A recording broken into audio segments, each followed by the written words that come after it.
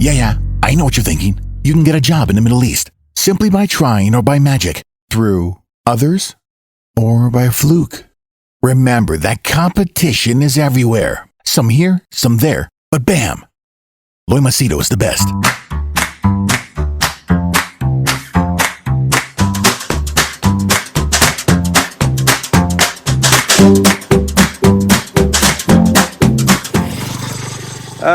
I remember getting this question once upon a time.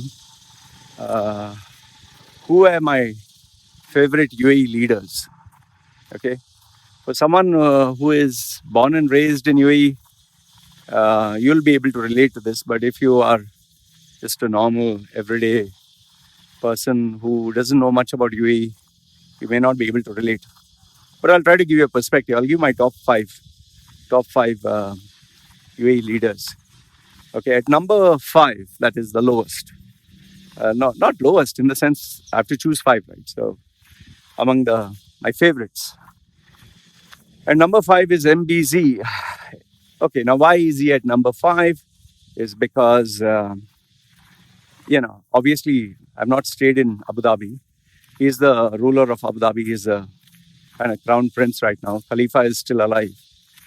But why is he at number 5 is because he's really working hard to bring UAE to the forefront. He is doing his best to lead the nation. He's taking on the responsibility, the mantle.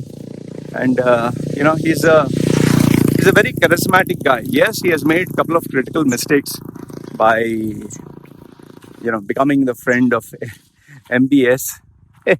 Shouldn't have done that. And the second critical mistake he did was involving in the Yemen war, which he shouldn't have. So those two were the big, mega mistakes he made.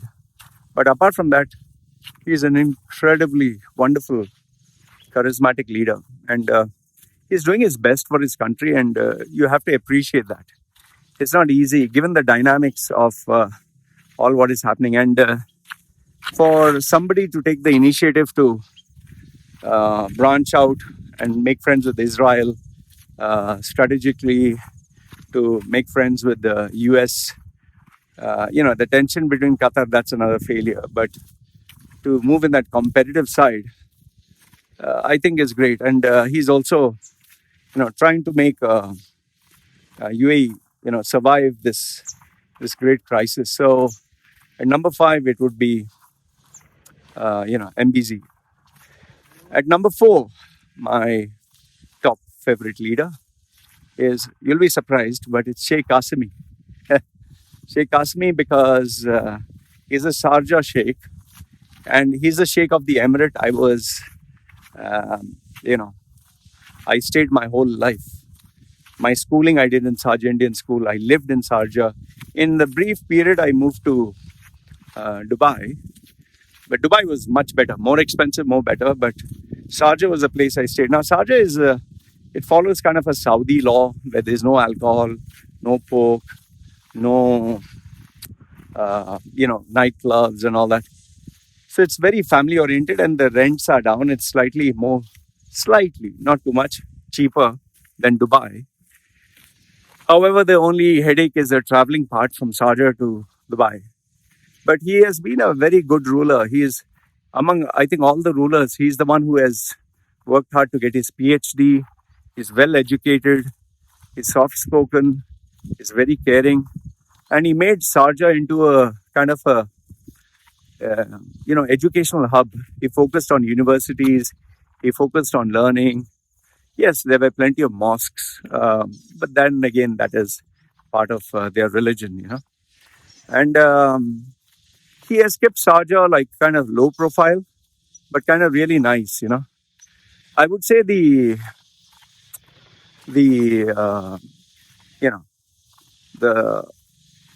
feather in his cap would be the development of buildings that he allowed all the way in between Sharjah to Dubai highway. But one of the reasons why he did that is because he didn't want Dubai pushing and trying to encroach into Sharjah's territory. But the mistake over there was they didn't inspect the buildings to make sure they were of high quality grade. Most of the buildings are flammable. They have this material that catches fire so easily. That's why if you see those videos, when a building catches fire, the whole building goes up in flames. And that's one of the dangerous things of being in Sharjah in tall skyscrapers with glass cladding. Like it's flammable. It catches. A cigarette also can make the whole tower catch fire. And if you actually notice, nobody knows what has happened to those people whose building caught fire. So he's a guy who never had any vices. His children it was sad that his son died. That was another sad thing. But surprisingly, his son was into a modern Western lifestyle, fashion designing. Some say drugs and all that, but that again is his personal life, and we don't know. But obviously, if you're in the West, all that is involved. But he is a good guy. He's a good man. He has really taken care of Sharjah like his baby. And I stayed there, so I'm kind of biased towards him. He's a good man. At number 3, my all-time favorite. People hate me for this. The one and only Sheikh Mohammed, Sheikh Mo as they call him, the big dog. Dog in the sense, I don't mean in a bad way. Big dog means he's like the leader, the lion, Whatever said and done, okay, fine. Princess Haya's controversy, then his daughter Latifa's controversy. Whatever said and done, okay? Nobody is perfect. You're not perfect. I'm not perfect. Let's keep this personal aspects out of the way. But man, what a hell of a leader. Give me the name of one individual who can make desert, sand, a sandy area into like a Las Vegas of Middle East. There is nobody who could have done that. And to this date, whether it's Mohammed bin Salman or whether it's Qatari Emir, nobody has been able to replicate Sheikh Mohammed's ability, business acumen, brand expertise, vision. Nobody. However, the drawback to it and the reason why he's at number 3 is he overdid it. He just overdid it a bit too much. The online bullshit, the media manipulation, he just got carried away with the wanting to make Dubai global, wanting to attract international investments, Expo 2020, then the aggressive expansion, Palm Island 1, 2, 3, then Maktoum Airport, logistics airport, the boom period. He put all his money, he bet his life, his house, his everything into the boom period. And ever since that, it's over. Now he's just trying to recapture old former glory. Dubai is a former shell of what it used to be. And it's finished. So that's why he's at number 3. It's not that I hate the guy or wish for him to go down. But yes, those critical mistakes. See, the problem is when you have children, Emirati, and you educate them in the West, obviously they'll have Western values, right? And you marry a female who is of the royal blood and she's interacting with all the people from the West. So obviously she'll behave like that, right? So that was his critical mistake and critical error. And obviously because he paraded her around as the image of Dubai, so when she left, it was a bad blow to Dubai, its image. I would say that his glory days are gone. Now he's just trying to survive on whatever is left. He's an old man. He's in his 70s. He's just trying to survive. And I would say that he will, it'll just go on this way and that's it. No more great magnum opus achievements.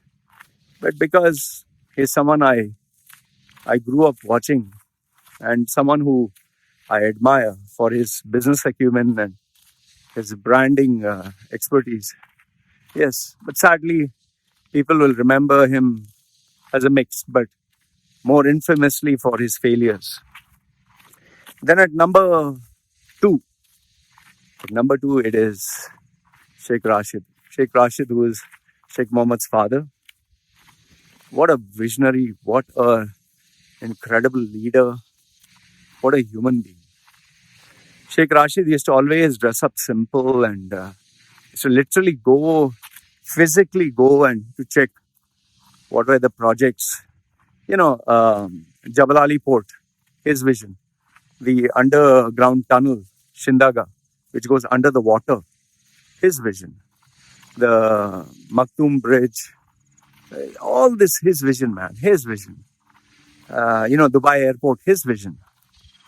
Dubai Creek, where this trading takes place, all his vision. Without him, Dubai wouldn't exist. And what made him great was not only laying the foundation, but the very fact that he used to literally go and work with the people. He was very humble. He never let success go to his head. Such a great soul, such a great soul. Whomsoever met Sheikh Rashid never forgot his humility, his demeanor, his essence, his love. He was a fantastic guy, man. And never in the history of UAE they saw a leader like that. Very dynamic. Sheikh Mohammed got all his chops and all his dynamic personality 100 times more. That is only because of Sheikh Rashid. And Sheikh Rashid will be fondly remembered as Dubai. He is the foundation, he is the rock. If Sheikh Mohammed built Dubai and made Dubai what it is, Sheikh Rashid was the foundation. Without the foundation, nothing would have been there. So my number 2 pick is him. And I'm pretty sure you know who's my number 1.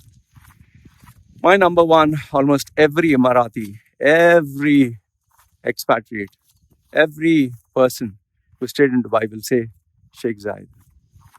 Sheikh Zayed or Baba Zayed, or like they fondly call him father, the father of the nation. There is nobody who can take his place. He is the one who made UAE from the crucial states to unified them together. He was the one who brought unity to UAE. He was the one who used to literally go, every day traveling for miles and miles to take care of his people. He would literally go and ask, is there any problem? What is wrong? And, he used to distribute cash like he was giving water. Okay, you need help. Okay, he used to sign a check. Or you need some assistance. He used to sign a check. He used to take care of families. He used to make sure in a desert, water wells were dug. He used to make sure that families were taken care of. He used to make sure that they, if they had any assistance required, he would provide. He built it, man. Without him, UAE wouldn't exist.